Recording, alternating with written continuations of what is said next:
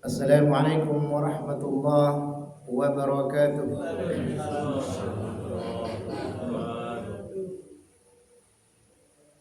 Alhamdulillah,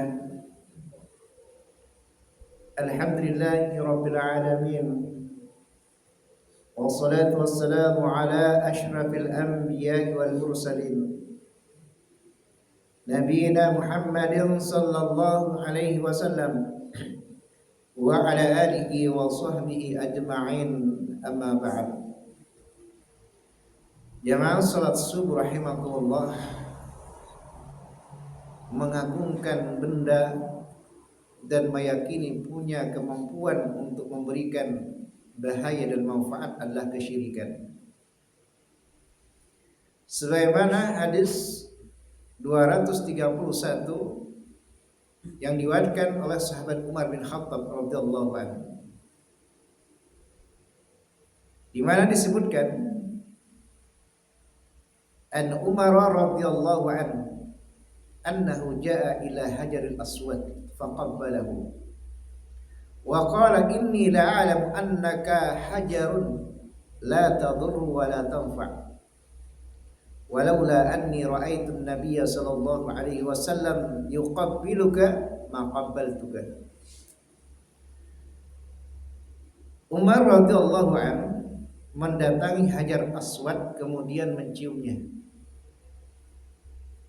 Lalu beliau mengatakan, sesungguhnya aku mengetahui bahwa engkau hanyalah batu yang tidak bisa memberikan bahaya dan manfaat.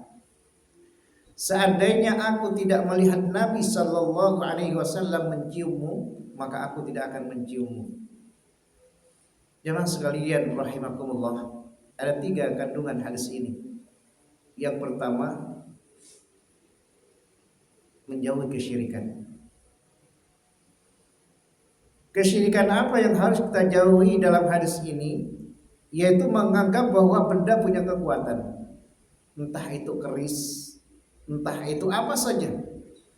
Kalau kita meyakini bahwa benda punya kekuatan, mampu memberikan manfaat, mampu melindungi pemiliknya, dan mampu menyerang siapa saja yang dia kehendaki, itu adalah satu kesyirikan. Karena hukum asalnya benda itu enggak punya kekuatan, enggak punya kekuatan. Allah lah yang menjalankan benda itu sehingga dia mampu untuk menghancurkan satu kaum. Allah yang memberikan kekuatan kepada suatu benda, bukan karena benda itu sendiri. Jadi kalau kita meyakini bahwa benda keris, pedang punya kemampuan sendiri, maka itu adalah satu kesyirikan. Maka jauhi. Karena itu Umar mengatakan, inni la'alamu annaka hajar. Aku mengetahui kamu itu batu, tidak bisa memberikan bahaya dan manfaat. Oleh karenanya ketika kita ditakdirkan tawaf di Ka'bah, maka jangan kita meyakini ketika kita mampu mencium Hajar Aswad itu punya kemampuan yang luar biasa. Karena seandainya ada benda yang memiliki kemampuan, maka tentu Hajar Aswad. Karena Hajar Aswad ini datang dari langit, dari surga, diturunkan ke bumi. Yang awalnya berwarna putih, tapi karena dosa manusia berubah menjadi hitam. Hajar Aswad. Maka kata Umar, andaikan aku tidak melihat Nabi menciummu, aku gak akan menciummu. Jadi dia disunnahkan dicium ketika melakukan tawaf saja. Setelah itu enggak. Karena itu isi yang kedua, kandungan yang kedua adalah ittiba kepada Nabi sallallahu alaihi wasallam, mengikuti Nabi. Sampai pada ibadah-ibadah yang tidak diketahui hikmahnya. Seperti mencium Hajar Aswad. Apa hikmahnya mencium Hajar Aswad? Tidak kita ketahui. Tapi karena itu adalah sunnah Nabi Shallallahu Alaihi Wasallam, maka kita lakukan.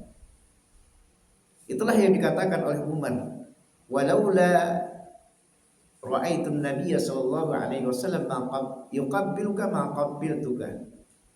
Seandainya aku tidak melihat Hajar Aswad dicium oleh Nabi, maka aku tidak akan menciummu.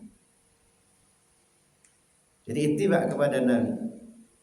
Dan yang ketiga, disunnahkan mencium Hajar Aswad ketika melakukan tawaf. Sunnah saja. Jangan karena melakukan sesuatu yang sunnah kita rela mengorbankan nyawa kita. Ya. Rela berdesak-desakan, bahkan rela mati diinjak-injak hanya karena untuk mencium Hajar Aswad. Padahal Nabi Shallallahu Alaihi Wasallam itu telah memberikan sesuatu yang sangat mudah. Kalau tidak mampu mencium Hajar Aswad, itu bisa diraba, diusap, lalu tangannya dicium, atau pakai tongkat, lalu tongkatnya dicium. Kalau tidak bisa dicium secara langsung, kalaupun tidak bisa, pakai isyarat. Ya. Ini keringanan, dan Nabi Shallallahu Alaihi Wasallam memberikan keringanan seperti ini. Ini sunnahnya. Ya. Jadi jangan sampai ketika mencium nanti mampu mencium lalu diiringi dengan keyakinan-keyakinan yang lain. Tidak ada keyakinan. Ya. Itu hanya mengikuti sunnah Nabi Shallallahu Alaihi Wasallam. Ya mas sekalian rahimakumullah, oleh karena itu jauhi kesyirikan, hindari kesyirikan, karena syirik itu adalah dosa besar, bahkan dosa yang kalau kita lakukan dan kita tidak bertaubat, maka dosa itu tidak akan diampuni selamanya oleh Allah Subhanahu wa taala, dan dosa itu akan mengekalkan kita di neraka. Nauzubillah tsumma naudzubillah. Alhamdulillahirabbil alamin. Assalamualaikum warahmatullahi wabarakatuh. Waalaikumsalam warahmatullahi wabarakatuh.